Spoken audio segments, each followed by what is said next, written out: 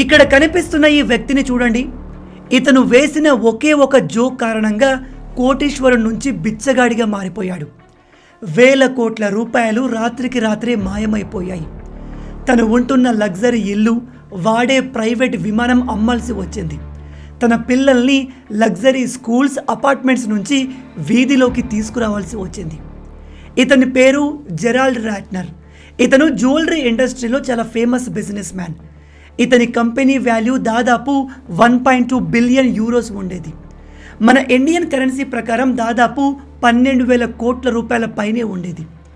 అయితే ఇతని కంపెనీ మిగతా జ్యువెలరీ కంపెనీస్లా కాకుండా చాలా తక్కువ రేటుకు జ్యువెలరీస్ని తయారు చేసి అమ్మేది. అంటే వీళ్ళ జ్యువెలరీ చూడడానికి అచ్చు ఒరిజినల్లా ఉంటుంది, కానీ ఒరిజినల్ కాదు.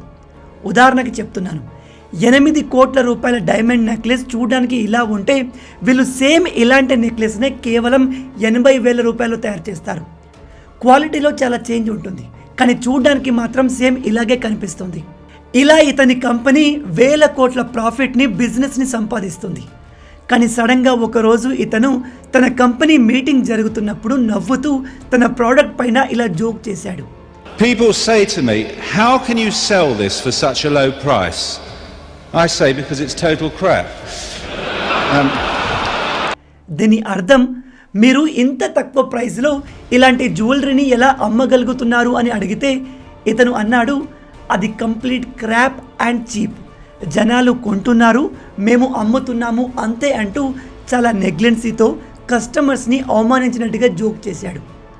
ఇతను ఈ మాటను సరదాగే అన్నాడు, కానీ కస్టమర్స్ అందరూ ఈ విషయాన్ని చాలా సీరియస్గా తీసుకున్నారు.